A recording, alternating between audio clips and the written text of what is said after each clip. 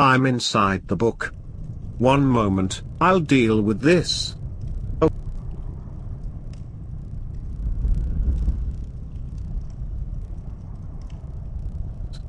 Okay, let's get started. Long, long ago, before there were roads and cities in the Great Sonora Desert, before the time of the Wild West, before even the earliest European settler landed on Plymouth Rock, there lived a medicine man and his son. The healer was one of prolific fame. His deeds and exploits were known all across the Navajo lands and beyond, and war chief and villager alike were quick to visit the learned man whenever they fell ill or injured. His son, a dashing young lad by the name of Matu, Coyote in the Navajo tongue, was just as well known amongst the tribe's people. However, it was for different reasons, for the young apprentice was known across the land as the most prolific womanizer in the entire desert. While their warriors and the elders visited his father for healing, their wives and daughters visited Matu for other more pleasurable reasons. As much as the old medicine man's fame grew, so grew the infamy of his boy's exploits. The lad slept with literally every lady in the land and her mother, regardless if they were married or not, which brought the enmity of many powerful warriors and chiefs. It pained the old man that his son would more often than not neglect his training as a healer to get in all sorts of trouble due to his relentless skirt chasing, so the medicine man set Matu on a spiritual journey into the farthest reaches of the desert. This was so he could finally learn the ways of the shaman and use said enlightenment for the betterment of his life and the lives of other people who might need the assistance of a powerful healer. For 4 months, the boy was supposed to journey into the large sandstone cliffs of the desert in search for the juice of a mystic cactus, one that was said to open the mind and body to the spiritual plane and its influences.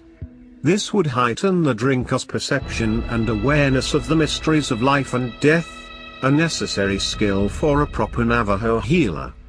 Matu, as it was expected, protested heavily. Unlike his wise and enlightened father, the boy didn't care about medicine, healing or the spirit world. He saw that the true and greater pleasures of life were lying right here on the mortal plane.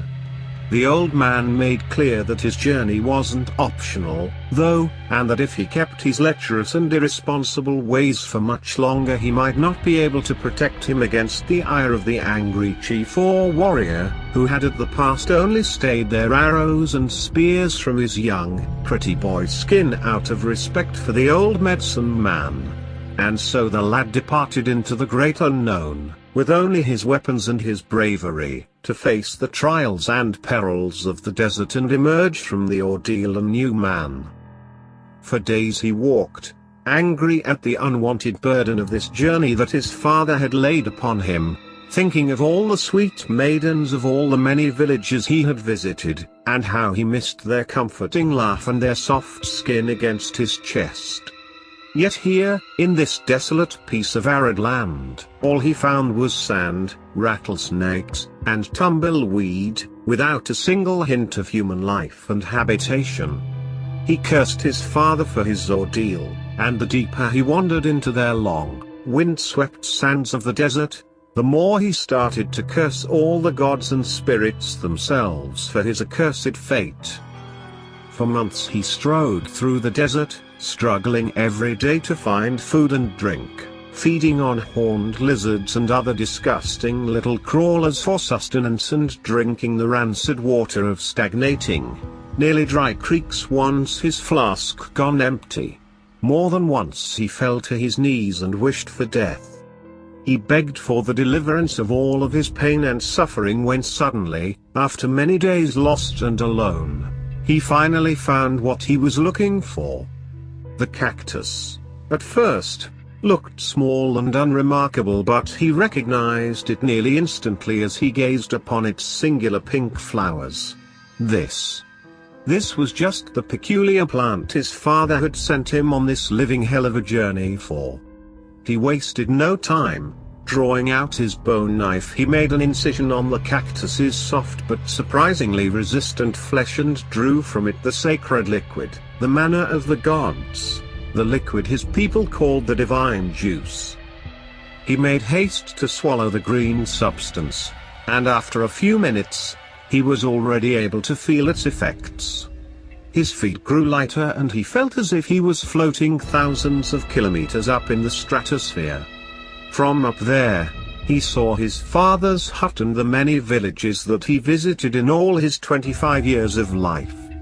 It was just like the old man said, like he communed with the living essences of the earth, became one with all of the spirits of the land, and could see the world through a much wider frame. The feeling of wonder was so great that he felt terrible to ever have doubted his old man, and from the top of his lungs, he yelled, "Great spirits of the earth and of those who came before, I lend my ears to thee. Talk to me, show me your voice. For I am now your friend and confidant, and we are all as one." Suddenly he felt a chill run down his spine and he suddenly saw himself drop all the way down from the sky and into the deep dark bottom of a cave, illuminated from above by the shining light of the gleaming full moon. Inside the cave, figures danced around and whirled, illuminated by the beams of light that shone through the open ceiling. Incorporeal entities, all of them, spirits, and when they finally got around to speak with him they all erupted into hysterical cackles. The boy was baffled by the mockery of the beings, and in his confusion, asked the entities what was the reason behind such accusatory laughter. "Great spirits," he said. "Am I not one of you? Aren't we here as friends and associates? I've come a long way to have the privilege to talk to your holy presence, and yet, you mock me. Laugh at my words. And for what? Have I showed you anything but respect and utmost reverence?" The spirits burst into laughter again, this time even harder than before, but now, they gave the young Martu a response, as if to clarify the reason for their reactions. "You, one of us? How rich? A few days ago you cursed us for your miserable fate, mortal. You disrespected us and your elderly father, who wanted nothing but the best for us, and you dare to call yourself our friend? Our equal? Ha! Not in 1,000 lifetimes. You're a spoiled little boy who never knew a single day of hardship in his life until your father set you on this voyage. A reckless, lecherous, irresponsible, ungrateful little piece of worm-infested bobcat litter that only cares about himself and disregards all the needs of other people. How could we accept you as our shaman, our voice in the mortal realm and our link to those that live? Be gone. You aren't worthy of even being in our presence." The spirits continued their humiliating cackle as the boy tried his best to reason with the entities, whom at this point barely had any care for what he had to say. "Great spirits, hear me. I know the wrongness of my ways, and I apologize for any problems I might have caused for my father or anyone else that might have been hurt by my wrongdoings. Please, accept my sincere apologies and let me be one with you. Oh, spirits of the earth, wind, and sky. Haven't I proved myself worthy after all of this ordeal? Isn't there any way for me to earn your respect once again?" It was as if he hadn't said a word, for the spirits simply continued to mock and deride him, taking immense pride on seeing his cockiness and pride shattered into pieces as they continued their otherworldly roasting of his ego. "Earn our respect again, mortal? Ha ha. You've never ever had our respect, to begin with. For we are eternal. We see all that was and everything that will be, and from the day you first drew your breath in the mortal world, we knew you were a worthless, despicable, arrogant whelp. You caused nothing but pain to all of those you knew, for even your mother's life you took in your birth. It was your father's mistake sending one as unworthy as you to converse with us. For what he did out of love, not of reason, and we all know that nearly all of mankind's foolish decisions come from this crazy little thing called love. Leave now, and let us be. Martu felt all of his will sweep from his body as the powers that be laughed at his suffering and pain, and scorned any of his efforts of redemption. It was then that, suddenly, he heard a voice, but not a grave and celestial voice, like those emanating from the many spirits who whirled playfully around the moonlight. No.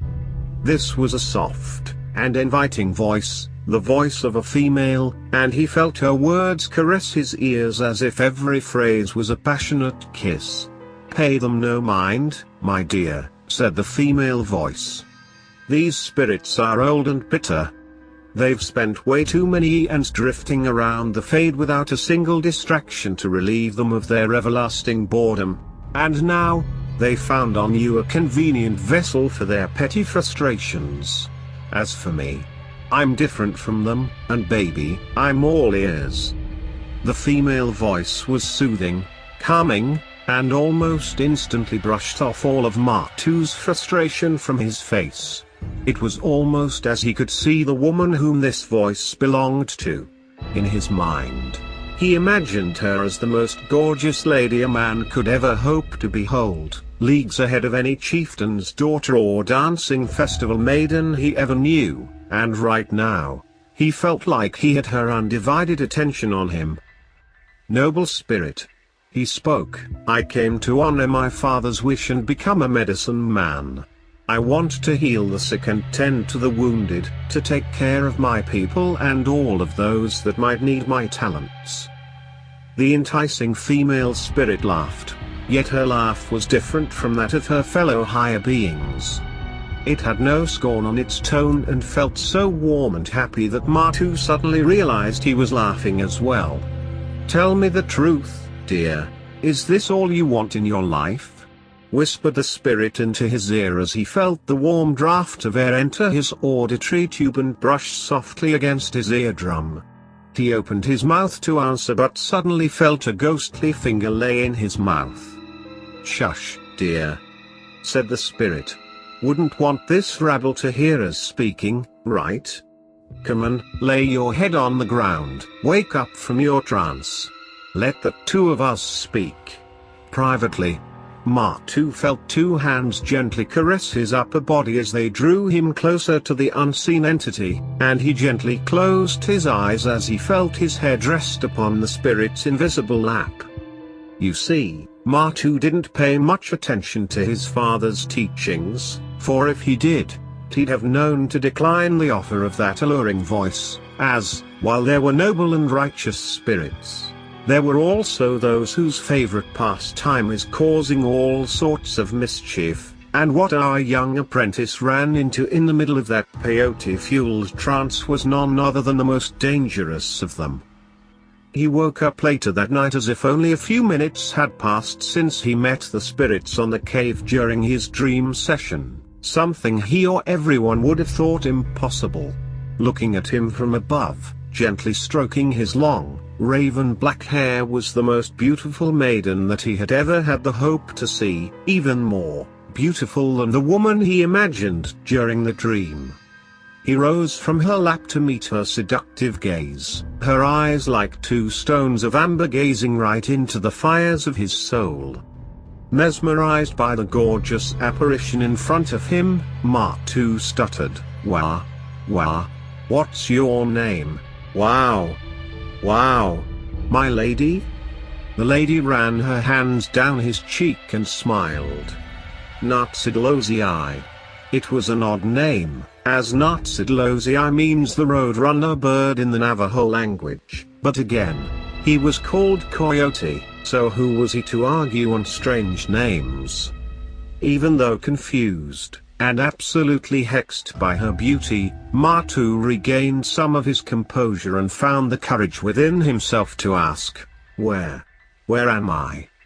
He looked at his surroundings for a very brief moment, for he couldn't bear to take his eyes from this fabulous stranger. "You called me," answered the woman, "so I brought you to my sacred grove." He looked again at his surroundings and realized he was inside a deep grove of tall saguaro cacti, and sat with this otherworldly beautiful woman in the middle of a clearing adorned with offerings, carvings, and symbols. It was then that reality hit him right in the head. You're a spirit?" he asked, to which she answered, again flaring at him an inviting smile. "They call me the granter of forbidden wishes and the holder of forbidden knowledge.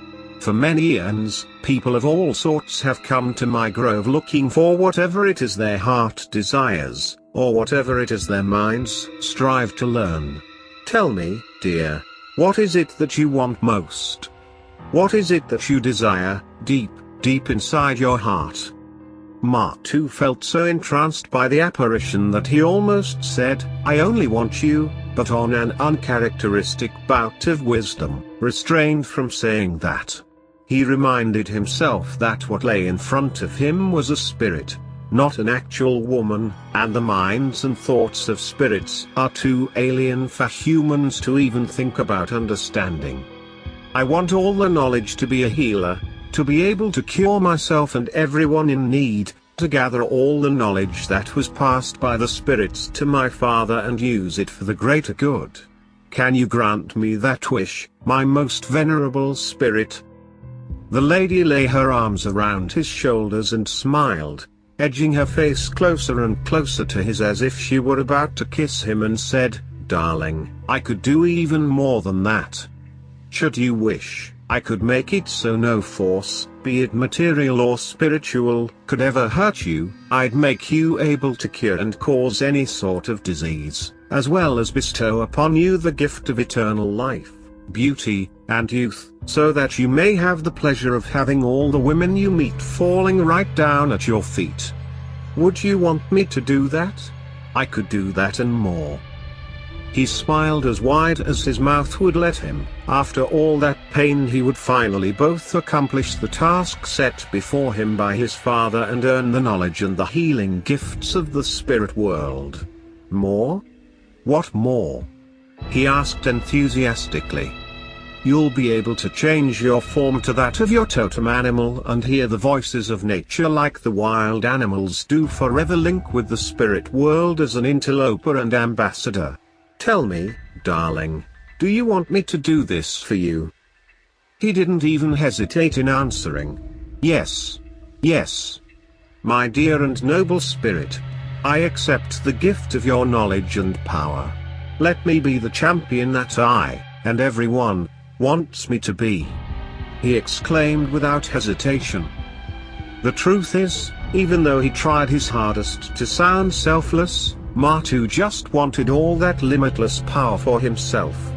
The idea of living forever to his fullest, courting every maiden he came across, was his one and foremost desire, and the mischievous spirit knew that all too well. "Well," asked the spirit, "if I am to bestow you this gift, then we have to become one, as you might have already have guessed." The lad, a little confused, tried to ask what the mysterious being meant by that. "But how?" he asked. "Aren't we already one?" The spirit engaged in joyful laughter and answered, "Not quite. You see, you already brought me into your world for conversation, but for us to truly be one, you must accept my power within you, which, on our particular case, means..." She giggled as she came closer and shared with him a passionate kiss, all the while wrapping her legs around his abdomen. "I think you'll enjoy this, yes?" She smiled as he showed no resistance to her advances, and soon enough they were already tangled in the heated embrace of loving coitus, beneath the gleam of the shining full moon. All went in a blur after that night of mystery and torrid lovemaking, and Matu woke up the next day, confused as he wondered if the events of last night were all but a dream or a figment of his imagination. He was promptly reminded otherwise as he found himself naked inside a clearing on a large grove of the saguaro. He dressed, and all of a sudden he realized he was no longer stricken by famine or thirst, and all of his wounds and scars had suddenly disappeared. Could it be? He asked himself. A few seconds later he'd have the confirmation. For when he continued his way through the grove, he carelessly stepped on an angry rattlesnake, who was quick to strike back at his thigh. He gasped in awe as the venom dripped out of the bite and the wound magically healed itself, all the while he felt absolutely no pain. He was awestruck and promptly went on to test all of his newfound abilities. He proceeded to shoot and wound a mule deer with an arrow, only to heal it instantly as he drew closer and touched the beast. He closed his eyes for a moment and through sheer willpower was able to turn into his spirit animal form, that of a large coyote, just as his name implied. He was overjoyed with the overwhelming sensation of power running through him, yet somehow, he also felt empty. As if something inside of him was missing. He tried paying it no mind and rushed back to his father's hut, which he could do now in a matter of days. His new self never got tired, and he could travel with twice the speed on his four limbs while on his animal form. He looked for his father but was soon greeted by a multitude of men, warriors it seemed, as they all held spears and war clubs. The men told him that the medicine man was dead, that they were there to take the body and give the holy man a proper funeral, and that it was the work of the wicked and treacherous spirit they called Nartsidlozii or the Roadrunner, who tore the poor shaman apart limb from limb and whisked away his soul. Martu tried to argue that they were wrong, that the Roadrunner was a benevolent spirit, and that he met her as he communed with the ethereal forces of the spirit realm. He explained to the warriors all of his ordeals but saw no comprehension from the warriors' expression. Instead, he only saw horror and disgust. "You fool," said one of them. "You were supposed to be an apprentice. And yet you let yourself be fooled by the vilest trickster amongst the spirits. Haven't you learned anything from your old man? Don't you know that the Roadrunner always takes the soul of a loved one to seal a deal? You're to blame for your father's untimely death, and now you are accursed, bewitched, denied the right to join the good spirits, for you will not know the sweet release of death, but only the eternal suffering of everlasting life. You sold your soul to wicked powers beyond anything you can even comprehend, and now and forever, you shall be exiled. Murderer. Beast. Skinwalker."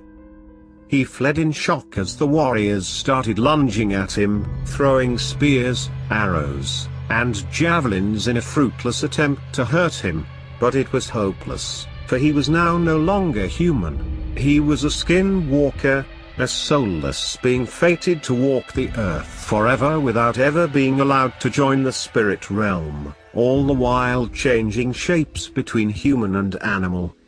Betrayed and desperate, he fled to the desert in his coyote form, until he was miles away from the lands of his people. He wept for an entire day, mourning the loss of his good old father who gave him nothing but love and respect, and for his people, who now hated him as the monster he had become. It was then, amidst relentless tears and sobs, that he heard it, an overbearing, maniacal cackle coming from everywhere across the desert, and when he finally raised himself to look around, he saw her again, the trickster, the wicked spirit, the Roadrunner. All of his sorrow turned to anger as he saw her face again. This time, however, instead of the soothing and lovely face he saw that other night, instead, he saw a diabolical grin, too wide to be natural, stamped on her face like a badge of victory, as she laughed her lungs out at his misery. You foul fiend. What have you done to me?" His eyes flowed with tears as he screamed at the wicked apparition from the top of his lungs, full of anger and indescribable disgust. "What have I done to you? Silly boy. I gave you everything you wanted. everything you personally asked for. Why do you complain, poor thing? You killed my father, demon. He yelled at the friend who just kept laughing and laughing at his suffering.